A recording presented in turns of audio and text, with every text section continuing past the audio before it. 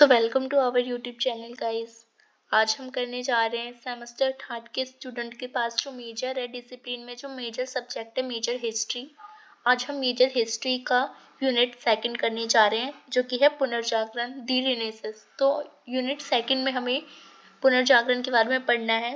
तो ये वीडियो आपके लिए बहुत बहुत हेल्पफुल होने वाली है। तो अगर आप हमारे चैनल पर नए आए हो तो नीचे दिए गए बेल आइकन को दबा के चैनल को सब्सक्राइब कर लीजिए, जिससे आपके पास सारी नोटिफिकेशन जल्द से जल्द मिल जाए। तो चलिए स्टार्ट करते हैं हम आज का चैप्टर जो कि है यूनिट सेकंड पुनर्जागरण। तो इससे पहले अगर आपको जो मैं पढ़ा रही हूँ इसकी पीडीएफ चाहिए तो आप हम डिस्क्रिप्शन में दिए लिंक पे क्लिक करके ये पीडीएफ आप बिल्कुल फ्री में आप डाउनलोड कर सकते हैं। और आप हमारे टेलीग्राम चैनल पे भी जुड़ सकते हैं, जिससे आपको वहाँ पे आपको सारे नोटिफिकेशन पीडीएफ आपको सब बिल्कुल फ्री में मिल जाएगा। तो चलिए स्टार्ट करते हैं वीडियो। तो आज का हमारा टॉपिक है पुनर्जागरण। तो हम इंट्रोडक्शन पहले जान लेते हैं। हमें कुछ भी जो पढ़ना होता है उससे पहले हमें उसका थोड़ा इंट्रोडक्शन जानना होता है। तो चलिए इंट्रोडक्शन देखते हैं हम पुनर्जागरण का। तो पुनर्जागरण रिनेसांस जो है, इसका जो पुनर्जागरण का अर्थ क्या होता है? तो पुनर्जागरण का अर्थ होता है फिर से जागना। जो कहते हैं ना फिर से जागना यानी रीबर्थ या फिर से जन्म, तो उसको हम पुनर्जन्म कहते हैं। तो 14वीं और 16वीं शताब्दी के बीच यानी 14 से जो 16 सेंचुरी थी उसके बीच में जो यूरोप में जो सांस्कृतिक प्रगति हुई थी उसे ही पुनर्जागरण कहते हैं।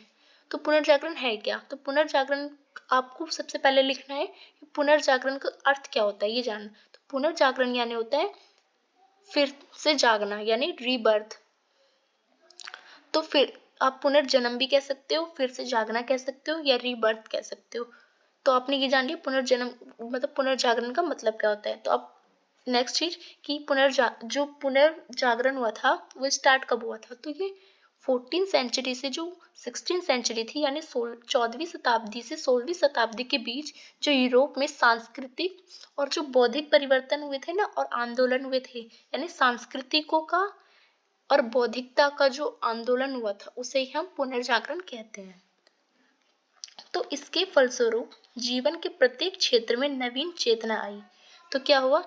पुनर्जागरण के कारण जीवन के प्रत्येक क्षेत्र में बहुत सारी नवीनता आई थी, जो कि हम आगे डिस्कस करेंगे। तो यह आंदोलन केवल पुराने ज्ञान के आधार पर तक सीमित नहीं था, यानी ये जो आंदोलन था ये पुराने जो भी रीति रिवाज आडंबर या सोच थी उससे रिलेटेड नहीं था, ये कुछ नया था। तो बल्कि इस युग में कला का साहित्य का विज्ञान का क्षेत्र के नवीन प्रयोग हुए। यानी ये पहले के जो आंदोलन थे उन जैसा भी नहीं था, न मध्यकालीन युग जैसा था। इसको मॉडर्न एज इसलिए भी कहा गया क्योंकि इसमें कला का, साहित्य का, विज्ञान का, इन सब का इसमें आविष्कार हुआ था। आप देखते हैं कि हम किताब कॉपी में पढ़ते हैं, अब हमें किताब मिलता है तो टाइपराइटर जो था और प्रिंटिंग प्रेस मशीन और इन सब की खोज मतलब इसी समय पे हुई थी। ज्यादातर जितनी खोजें हुई थी इसी समय पे ज्यादा हुई थी। नए अनुसंधान हुए, ज्ञान प्राप्ति के लिए नए नए तरीके खोज निकालने गए। इसने परलोकवाद और धर्मवाद के स्थान पर मानवतावाद को प्रतिष्ठित किया। यानी इस युग में क्या हुआ था, जो परलोकवाद और धर्मवाद, परलोक क्या होता है जो परमात्मा को मानते हैं यानी बहुत ज्यादा ईश्वर पे जुड़े रहते हैं और अंधविश्वास मानते हैं, धर्म चर्च पे पॉप पे जो बहुत ज्यादा मतलब बहुत ज्यादा इनका विश्वास था, उनका स्थान अब क्या हो गया था मानवतावाद पे। यानी लोग अब खुद पे अपने ध्यान देने लगे थे, अपने ज्ञान पे और क्या साइंस पे टेक्नोलॉजी पे ज्यादा विश्वास करने लगे थे। तो पुनर्जागरण वह आंदोलन था जिसके द्वारा पश्चिम के राष्ट्र मध्ययुगीन से निकलकर आधुनिक युग के विचार और जीवन शैली अपनाने लगे। यानी पुनर्जागरण में क्या हुआ था, जो पश्चिम देश थे यानी जो पश्चिम कंट्री थी, वेस्टर्न कंट्री, वो क्या होता है जो मध्यकाल था यानी मेडिवल एज था उससे निकलने लगे थे और एक मॉडर्न एज यानी आधुनिक युग में उनका प्रवेश होने लगा था, क्योंकि नए नए आविष्कार होने लगे थे, उनकी सोच बदलने लगी थी, वो लोग टेक्नोलॉजी पे ध्यान देने लगे थे और कला साहित्य बहुत नए नए चीजों का आविष्कार होने लगा था इस युग में। तो यूरोप के निवासियों ने भौगोलिक, व्यापारिक और सामाजिक तथा आध्यात्मिक क्षेत्रों में प्रगति की। यानी जो यूरोप के निवासी थे, उन्होंने इस काल में क्या करा, उन्होंने भौगोलिक, व्यापार और समाज में बहुत आध्यात्मिक मतलब क्या करा, डेवलपमेंट किया। इस युग में लोगों ने मध्यकालीन संकीर्णता को छोड़कर स्वयं को नई खोजों और नवीनतम विचार तथा सामाजिक संस्कृति एवं बौद्धिक उन्नति को सुजतित किया। यानी जो इस काल में जो लोग थे, उन्होंने मध्यकालीन जो विचार थे उन सबको छोड़ के क्या करा, नई खोजें करना स्टार्ट करा, टेक्नोलॉजी पे ध्यान देना करा, नए नए आविष्कार किए, समाज को अलग ढंग से देखना स्टार्ट किया, सांस्कृतिक परिवर्तन हुए, क्योंकि व्यापार हुआ तो एक जगह से दूसरी जगह बहुत सांस्कृतिक परिवर्तन हुए। बौद्धिक यानी वो अपने मानवतावाद पर ध्यान देने लगे और साहित्य का विकास हुआ, बहुत चीज का विकास हुआ। तो प्रत्येक क्षेत्र में सर्वथा नवीन दृष्टिकोण, आदर्श और आशा का संचार हुआ। तो साहित्य, कला, दर्शन, विज्ञान, वाणिज्य, व्यापार, समाज और राजनीतिक पर अनेक धर्म का प्रभाव समाप्त हो गया था। पहले क्या था, पॉप का इस पे बहुत ज्यादा अधिकार था, और पहले सामंतवाद मध्यकालीन में था। तो जो कला, साहित्य, इन सब का विकास नहीं हो पा रहा था। तो जब क्या हुआ, जब मॉडर्न एज आया और सामंतवाद का पतन हो गया, तो साहित्य जो नए नए जो क्षेत्र थे उनका विकास हुआ। तो वो अपने जो दरबार है उनमें बहुत सारे कवियों को रखने लगे थे।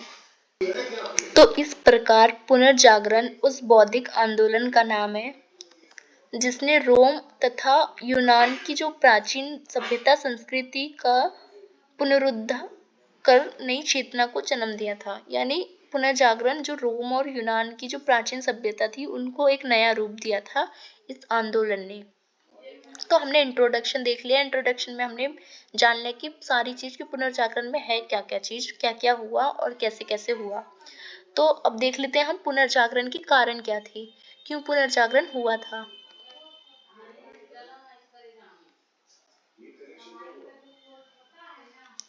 तो पुनर्जागरण के कारण जानते हैं हम। तो पुनर्जागरण का जो कारण तो बहुत सारे थे, तो हम तात्कालीन कारण जानते हैं। तो पुनर्जागरण का जो तात्कालीन कारण था वो था कस्तुनतुनिया का पतन। तो बहुत सारे कारण थे। तो कस्तुनतुनिया जो था, कस्तुनतुनिया का पतन से इस पे बहुत ज्यादा प्रभाव पड़ा था और पुनर्जागरण के कारण था। तो कस्तुनतुनिया के पतन से इसमें क्या हुआ था, 1453 ईस्वी में जो उस्मानी तुर्क थे उन्होंने कुस्तुनतुनिया पर अधिकार कर लिया था। तो कुस्तुनतुनिया पे उन्होंने अधिकार कर लिया था। तो क्या हुआ था, कुस्तुनतुनिया का जो ज्ञान विज्ञान का केंद्र था, तुर्कों की विजय के बाद क्या हुआ था, कुस्तुनतुनिया के विद्वानों ने भागकर यूरोप के देशों में शरण ले लिया था। यानी इटली में उन्होंने शरण ले लिया था। जो उस्मानी तुर्क जो थे उन्होंने जब तुर्क और यूरोप कंट्री में जब युद्ध हुआ था तो क्या हुआ था, ये लोग जीत गए थे। तो जीत गए थे तो उसका अधिकार हो गया था कुस्तुनतुनिया पे तुर्कों का। तो तुर्कों का अधिकार हो गया था। तो यहाँ पे जितने भी विद्वान रहते थे वो क्या कर रहे, वो भाग के चले गए थे। कहाँ पे, वो लोग भाग के चले गए थे इटली में।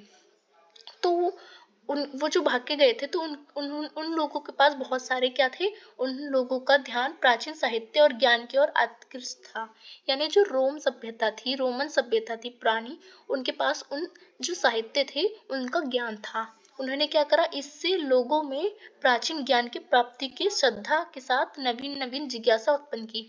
उन्होंने क्या करा, जो भाग के गए थे उनको उनकी प्राचीन सभ्यता के बारे में पता था। तो उन्होंने उनको इटली के लोग, वहां के लोग को बताना शुरू किया कि तुम्हारा जो प्राचीन काल था वो बहुत शक्तिशाली था, राजा बहुत साहसी थे। तो उन्होंने उनमें जिज्ञासा पूर्ण जो भावना थी पुनर्जागरण की, वो क्या थी, आत्मा थी। तो उन्होंने बताया।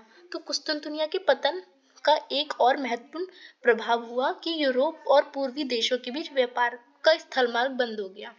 तो मैंने आपको पहले भी बताया, पहला तो ये हुआ कि जो कुस्तुनतुनिया का पतन हुआ तो सारे विद्वान भाग के इटली चले गए और उन्होंने वहां पे जो इटली के लोग थे उनकी जो प्राचीन सभ्यता थी उनके बारे में उनका गुणगान किया, उनको जिज्ञासा दिलाया। और दूसरी चीज, कुस्तुनतुनिया के पतन होने से पहले क्या होता था, जो व्यापार होता था पूर्व देशों से, ये लोग वेस्टर्न कंट्री जो है वो जो पूर्वी लोगों से व्यापार करते थे, तो ये लोग क्या करते थे, स्थल मार्ग से पहले व्यापार करते थे, तो ये लोग कुस्तुनतुनिया होके जाते थे। तो इस पे अधिकार जब तुर्कों का हो गया तो यहाँ का रास्ता हो गया बंद। तो अब इनको व्यापार करने के लिए चाहिए था एक नया रास्ता। तो क्या किया, वास्को डी गामा और कोलंबस ने भारत और अमेरिका की खोज की, यानी समुद्री मार्ग की खोज की। पहले भी इनको पता था, पर ये लोग स्थानीय मार्ग से आते थे, स्थल मार्ग से। पर स्थल मार्ग ना होकर इन्होंने समुद्र मार्ग अपनाया। क्यों अपनाया? क्योंकि पुनर्जागरण के कारण जो कुस्तुनतुनिया का पतन हुआ था, तो कुस्तुनतुनिया के पतन से क्या हुआ था, वो रास्ता बंद हो गया था। तो नए नए मार्ग इन्होंने खोजे थे। तो अब जल मार्ग से पूर्वी देशों तक पहुंचने का प्रयास होने लगा। इसी क्रम में कोलंबस, वास्को डी गामा और मैगलन ने अनेक देशों का पता लगाया।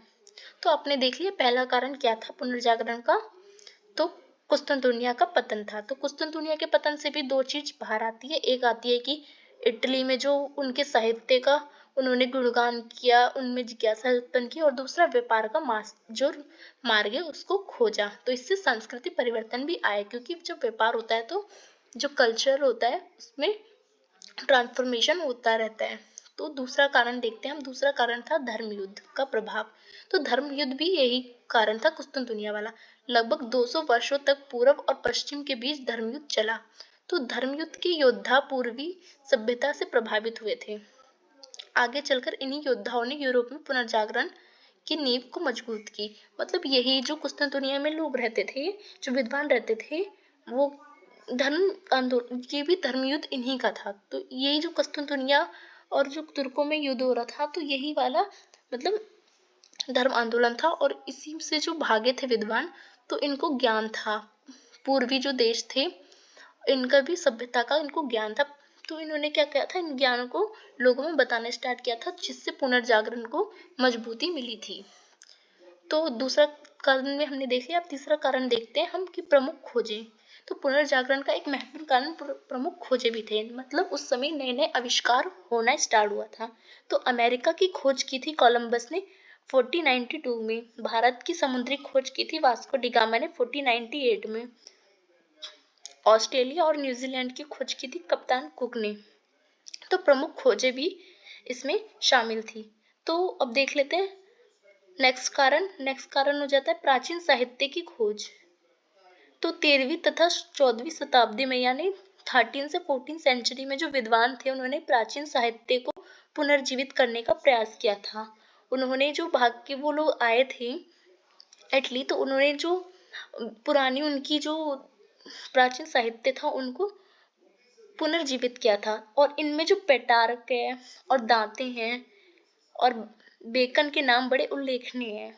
इन विद्वानों ने प्राचीन ग्रंथों का विभिन्न भाषाओं में अनुवाद करके लोगों को गुणगान और परिचित करने का प्रयास किया था।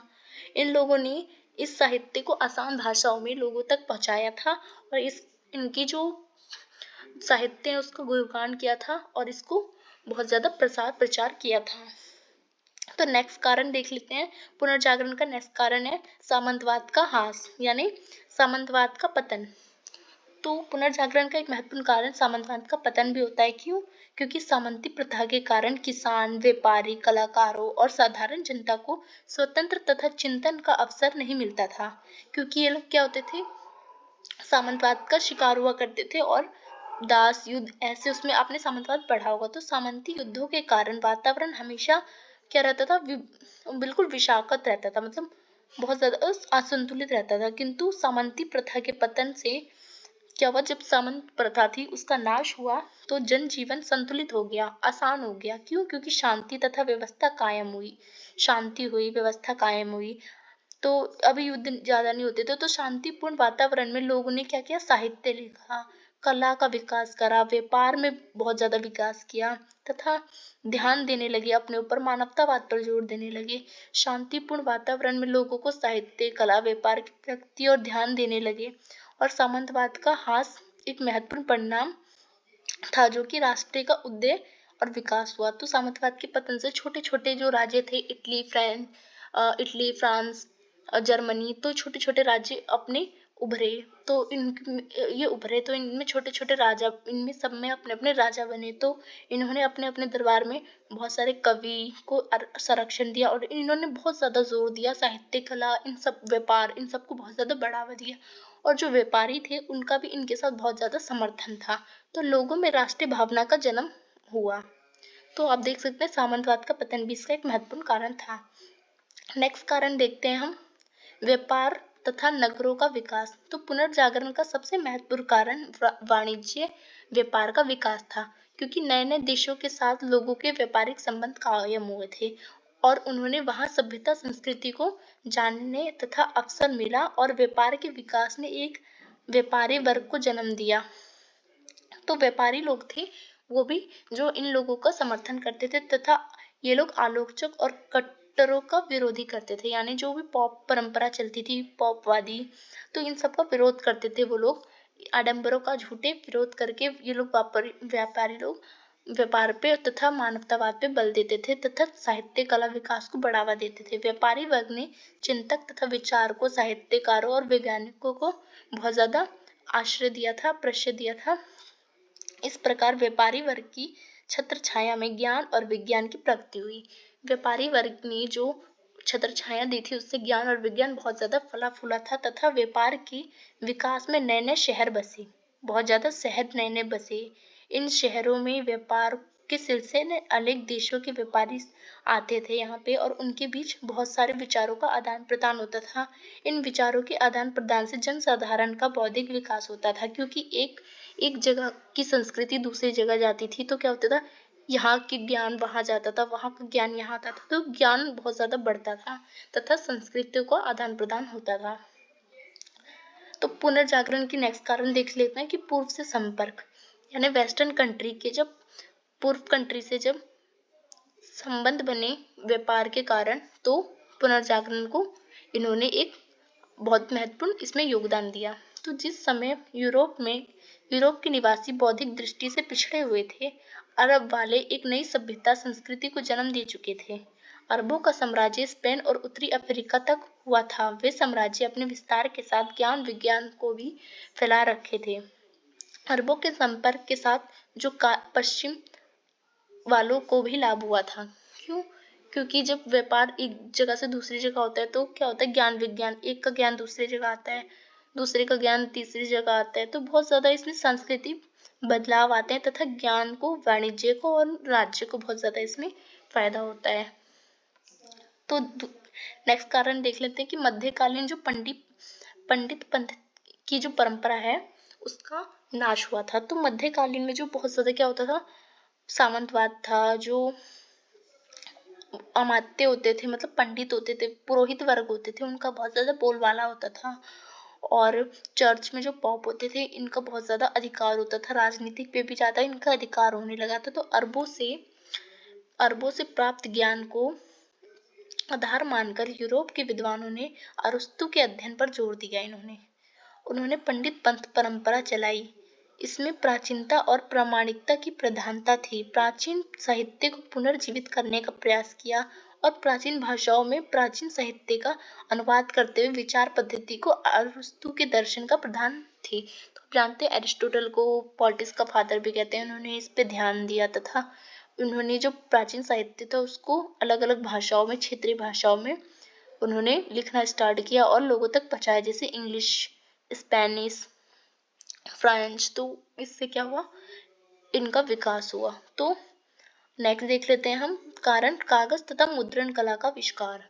तो कागज का आविष्कार हुआ, मुद्रण कला का जो मतलब प्रिंटिंग प्रेस का आविष्कार, टाइपराइटर का आविष्कार हुआ, तो इस कारण भी पुनर्जागरण को एक मजबूती मिली। तो पुनर्जागरण यानी रेनेसांस ने को आगे बढ़ाने में कागज और मुद्रण कला का बहुत ज्यादा योगदान था। क्योंकि टाइपराइटर का आविष्कार जब गुटेनबर्ग द्वारा किया गया था और छपाई मशीन का आविष्कार केक्सटन द्वारा किया गया था, तो कागज और मुद्रण के आविष्कार से पुस्तकों की छपाई बड़े पैमाने पर होने लगी। पहले पुस्तकें बहुत महंगी महंगी मिलती थी और प्रिंटिंग प्रेस के आने से पुस्तकें सस्ते मिलने लगी। अब लोग इसको खरीदने लगे। पहले क्या होता था, लोग बुक खरीदते नहीं थे, तो लोग जो पंडित महात्मा तथा पॉप जो होते थे उनकी बातों में आ जाते थे, और उनके, क्योंकि बुक सबके पास होती नहीं थी, सब लोग खरीद नहीं सकते थे, तो वो लोग कुछ भी पाठ पढ़ा देते थे, अंधविश्वास पढ़ा देते थे और लोग पढ़ लेते थे। तो जब लोगों के पास बुक आया और क्षेत्रीय भाषाओं में आया और सस्ते दामों पे आया, तो लोगों ने पढ़ना भी स्टार्ट किया और समझना भी स्टार्ट किया। तो लोगों को तो पता चला इसमें तो ऐसा कुछ है ही नहीं, और लोगों को बहुत ज्यादा जिज्ञासा उत्पन्न हुई तथा लोग टेक्नोलॉजी पे ध्यान देने लगे। तो लोगों का पुनर्जागरण का ये कारण बना। तो अब साधारण व्यक्ति भी सस्ती दर पर पुस्तकें खरीद और पढ़ सकता था। पुस्तकों का जनसाधारण की भाषा में लिखी जाती थी।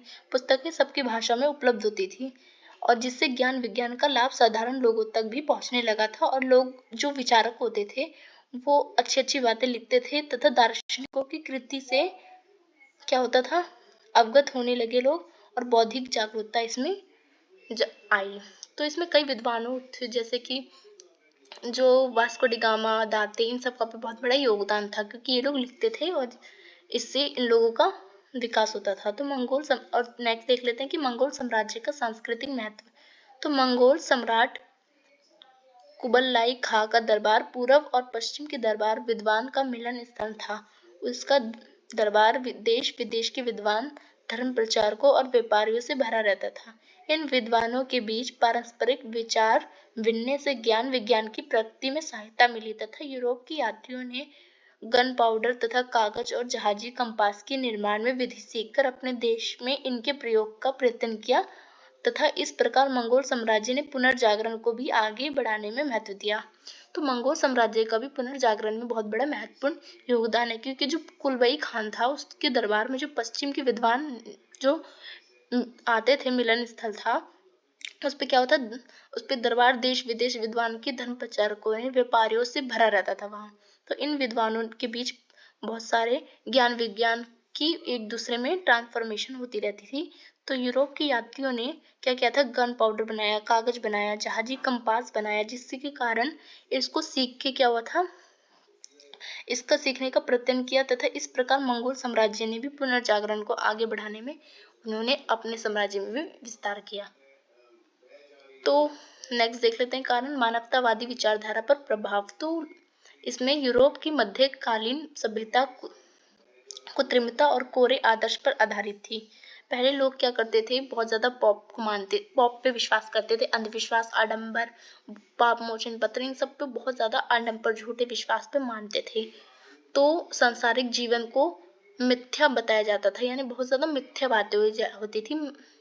यूरोप के विश्वविद्यालयों में यूनानी दर्शन का अध्ययन होता था, जो रोज बकन ने अरस्तु की प्रधानता का विरोध किया तथा तर्कवाद के सिद्धांत का प्रतिपादन किया, जिससे मानवतावाद का विकास हुआ, और मानवतावादियों ने चर्च और पादरियों को बहुत ज्यादा कट्टरपन की आलोचना की।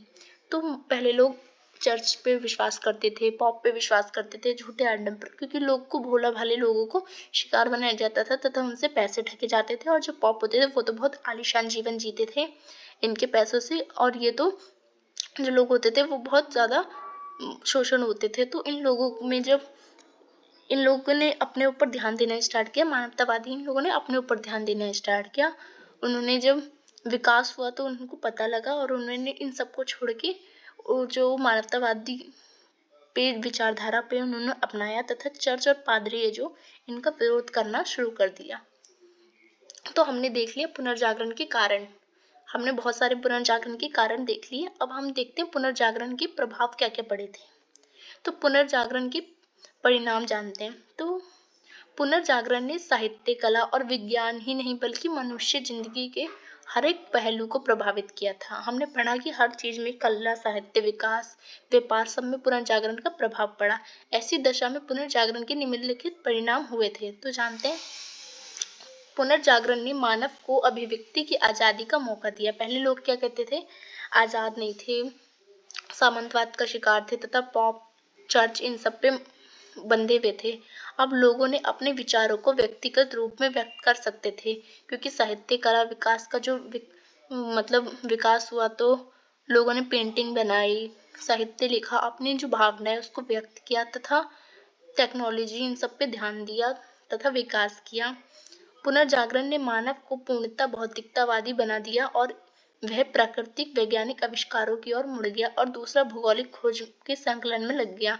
इसके बाद लोगों ने बहुत सारी खोजें की और लोगों ने क्या किया, भौगोलिक खोज में के कामों में लग गए। जैसे सूर्य का केंद्र सिद्धांत, सूर्य गोल है, मतलब पृथ्वी गोल है, सूर्य यहाँ से दूरी, तो इन सब पे वैज्ञानिक चीज पे ध्यान देने लगी। तो वैज्ञानिक नजरिए और वैज्ञानिक के उदय ने मध्यकालीन कट्टर धार्मिक परंपराओं को सिद्धांतों का खंडन किया, जिससे धार्मिक कट्टरतावाद जो थे वो बहुत ज्यादा कम हुआ और विज्ञान को बहुत ज्यादा प्रोत्साहन और विकास मिला। तो धर्म और पॉप की सत्ता बहुत ज्यादा दुर्बल होने लगी, यानी कमजोर होने लगी, और लोगों ने राष्ट्रवाद की भावना बहुत ज्यादा विकसित होने लगी, जागने लगी। लोग राष्ट्र के प्रति बहुत ज्यादा विश्वास मानने लगे तथा राष्ट्रवाद की भावना की वजह से लोगों ने अपने देश की उन्नति में दिलचस्पी लगाई और कई सारे आविष्कार किए और साहित्य लिखे, कला, जिससे मॉडर्न हम कहते हैं कि मॉडर्न यूरोप। तो ये सब के कारण ही हम कहते हैं, क्योंकि ये इसका मेन कारण पुनर्जागरण था, क्योंकि पुनर्जागरण अगर ना होता तो शायद ये सब ना हो पाता, क्योंकि पुनर्जागरण के कारण नहीं इनकी बौद्धिक तथा सांस्कृतिक विकास तथा विज्ञान के में इनका बहुत ज्यादा योगदान इनमें बढ़ा। तो देख लिया हमने, हमारा सेकंड यूनिट होता है कंप्लीट, जो कि है पुनर्जागरण। मैंने इसमें आपको पुनर्जागरण बता दिया, इंट्रोडक्शन, पुनर्जागरण था क्या, क्यों, कैसे, कब शुरू हुआ तथा इसके कारण बता दिए, और इससे क्या क्या प्रभाव हुआ था तथा परिणाम इसके क्या क्या निकले थे, मैंने ये भी बता दिया। तो आपको ये वीडियो अच्छी लगी हो तो लाइक कीजिए, शेयर कीजिए, और जो भी आपके क्वेश्चन है वो कमेंट सेक्शन में आप पूछ सकते हैं। धन्यवाद।